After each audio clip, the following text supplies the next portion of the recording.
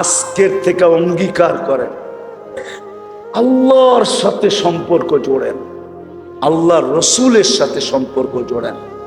যতটুক সাধ্য আল্লাহর সাথে যেই জিনিসের সম্পর্ক আছে তার সাথে জোড়েন। রসুলের সাথে যেই জিনিসের সম্পর্ক আছে, আমি মোটা মোটা বলে দিতেছি, আজকের থেকে মসজিদের সাথে সম্পর্ক জোড়েন। 5 ওয়াক্ত নামাজ পড়েন, হক্কানি আলেম ওলামা আল্লাহওয়ালাদের সাথে সম্পর্ক জোড়েন, দ্বীনি মাদারেসের সাথে সম্পর্ক জোড়েন। যত তাড়াতাড়ি জুড়বেন তত তাড়াতাড়ি আল্লাহ রাজি হয়ে যাবে। আমি তো বলি, ইহুদিদের কিতাব দেখা বলতেছি, আমার জাতিনাথ মুসলমান যদি কালকে সকালেই ফজরের নামাজে জুমার মতো বীর দেখায়া দিয়া আল্লাহকে বলে দিতে পারত যে আল্লাহ আজকের থেকে আর কোনোদিন ব্যতিক্রম হবে না, জুমায় আর কি মুসল্লি, আর চেয়ে বেশি ফজরে আমরা দেখায়া দিব, তাইলে মনে হয় বিকালে সূর্য কিছু বলতে বলতে ডুবতো, পরের দিন কিছু নতুন নিয়ে উদিত হইত। এই জন্য তওবা করছেন, অঙ্গীকার করেন যে মসজিদের সাথে সম্পর্ক জুড়ব, হক্কানি আলেম ওলামা আল্লাহওয়ালাদের সাথে জুড়ব, আল্লাহর সাথে জুড়ব, আল্লাহর রসুলের সাথে জুড়ব। ইনশাআল্লাহ জুড়বেন তো? পাক্কা তো? আল্লাহ আমাদেরকে আজকের থেকে নামাজ ছাড়বেন না তো? যুবকরা কি বলে? যুবকরা দেখি ছেড়া দিবে, নামাজ ছাড়বে? পাক্কা? আল্লাহ কবুল করো। আমি তো দুনিয়া ঘুরা বলতেছি, আফসোস আমার সমাজের মানুষগুলা যদি বাইরে আড্ডা না দিয়া মসজিদে আড্ডা দিত। বলবেন মসজিদে আবার আড্ডা দেয় কেমনে? শব্দটা বেশি ভালো শোনা যায় না, ঠিক না? ঠিক হুজুর? আরে হা বলেন না বলেন, শব্দটা বেশি ভালো শোনা যায় না। যেই সময়টা হাটে বাজারে দোকানে রোডে ঘাটে বৈশা কাটাই, ওটা মসজিদে কাটান। দরকার হইলে বড় বড় বারিন্দা বানান, চায়ের সব কিছু রাখেন। দুনিয়া আছে চা বিস্কিট সব কিছু মসজিদে খালি হইতে পারে না, সব কিছু থাকে।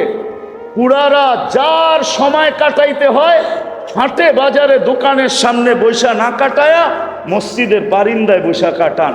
তারপরও তো আল্লাহকে বলতে পারবেন।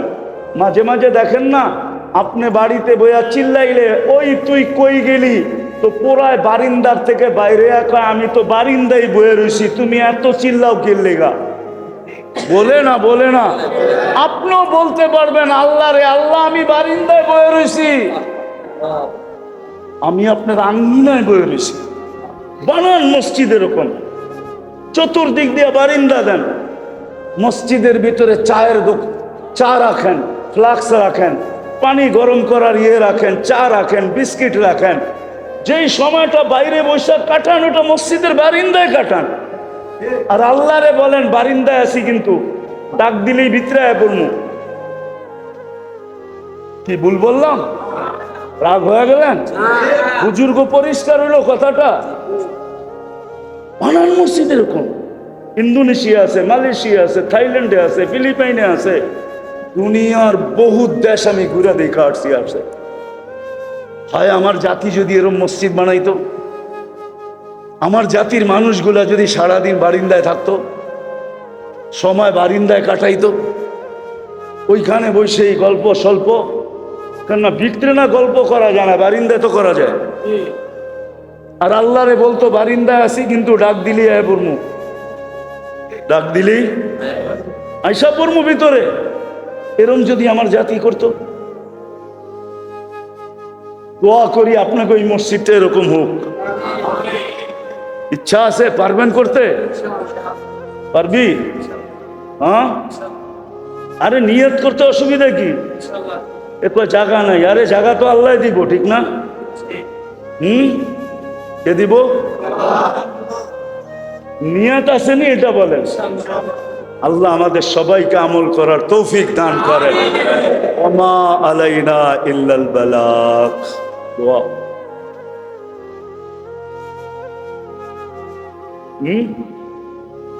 এর লিগি তো প্রথমে কবরে ঢুকছিলাম।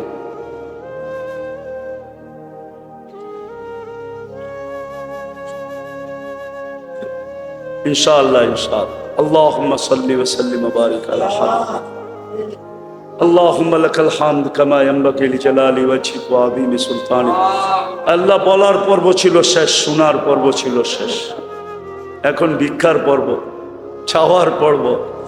আল্লাহ কোথায় বসে হাত তুললাম এটাও জানেন। ঘরটা কার? আমাদের তো না, দুনিয়ার কারো তো না। এটা শুনছি আপনারই ঘর, আপনারই ঘরে বসে হাত তুলা দিলাম। কাদেরকে নিয়ে হাত তুললাম এটাও দেখেন, আয়োজনটা কিসের এটাও দেখেন, কারা আয়োজন করছে এটাও দেখেন। বিদায় বেশি কিছু চাবো না মালিক, আপনি তো না চাইলেও এত দেন, তো চাওয়ার প্রয়োজন মনে করি না, কিন্তু এটা তো অবশ্যই চাবো যে আজকের আয়োজন যেন কবুল হয়, এই শ্রোতারা যেন কবুল হয়, আল্লাহ আমাদের কথাগুলো যেন কবুল হয়, এই গ্রাম আর ইউনিয়নটা যেন কবুল হয়, এই থানাটা যেন কবুল হয়। আল্লাহ যে সংস্থার পক্ষ থেকে এটা আয়োজিত হয়েছে, আল্লাহ এই সংস্থাকে কবুল করেন, এই সংস্থাকে কবুল করেন, হিলফুল ফুজুলকে কবুল করেন, আল্লাহ এদের সদস্যগুলাকে কবুল করেন, এটাকে আরো প্রসারিত করে দেন, আরো বড় করে দেন, আরো কিছু করার তৌফিক নসিব করেন। এদের যদি কোনো প্রয়োজন থাকে তো খাজানায় গায়েব থেকে পুরা করে দেন। আয় আল্লাহ, আজকের আয়োজনের উসিলায় এই সামনে যে পাশে যে কবরস্থান আছে, এইখানে যে যে শায়িত আছে আর যারা কিয়ামত পর্যন্ত শায়িত হবে, সবাইকে আপনি মাফ করে দেন।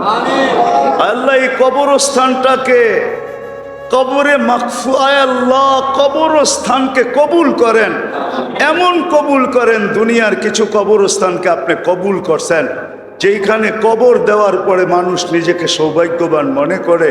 আল্লাহ এই কবরস্থানটাকে এরকমই কবুল করেন।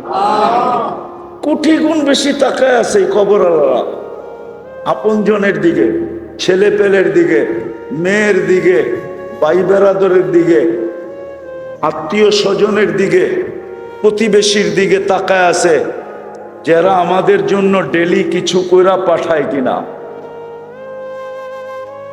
কিন্তু 2 রাকাত নামাজ তো ডেলি পড়ি না।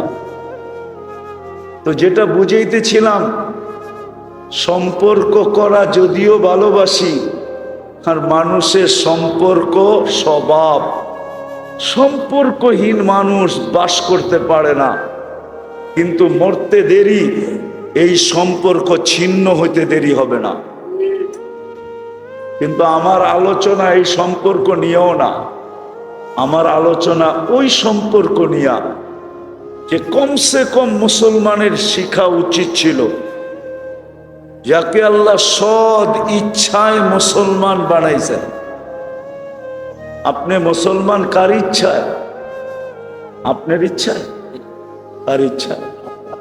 আরে বলেন না, আল্লাহ বলতে এত দ্বিধা করেন কেন? আল্লাহ বললে ক্ষতি হবে? আল্লাহ বললে আপনি 40 নেকি পাবেন। যতবার বলবেন 40, যতবার বলবেন 40, যতবার বলবেন 40, কমসে কম 40। না, আল্লাহ 4 অক্ষর। কয় অক্ষর? 4 অক্ষর হলো আল্লাহ, প্রত্যেক অক্ষরে 10 নেকি, 4 অক্ষরে কত? এই উম্মত তো 1 নেকি দিয়া জান্নাতে যাবে, আপনার কাছে তো 40টা আছে। উম্মতে মুহাম্মাদি 1 নেকি দিয়া জান্নাতে যাবে। দুনিয়া তাক লাইগা তাকায় থাকবে, বলবে আল্লাহ 1 নেকি দিয়া জান্নাত। আল্লাহ বলবে বন্ধুর উম্মত কি? উম্মতে মুহাম্মাদুর, আরে ভালো করে বলেন, মুহাম্মাদুর রাসূলুল্লাহ বললে 120 নেকি পাওয়া যায়। আল্লাহ বললে কয় নেকি? মুহাম্মাদুর রাসূলুল্লাহ বললে কয় নেকি? কয় নেকি হইল টোটাল? 160 নেকি।